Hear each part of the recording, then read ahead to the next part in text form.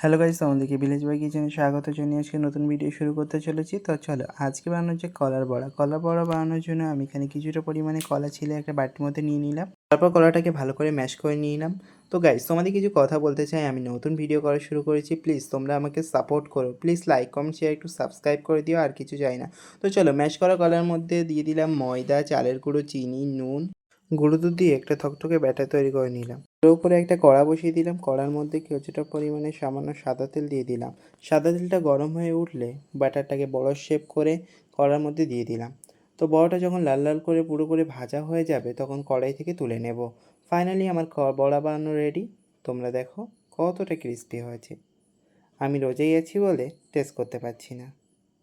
তো তোমরা যারা যারা তোমাদের নাম কমেন্টে দেবে, আমি নেক্সট ভিডিওতে অবশ্যই তোমাদের নাম নেওয়ার চেষ্টা করব। তো আজকে ভিডিও এই পর্যন্ত। সবাই ভালো থেকো, সুস্থ থেকো।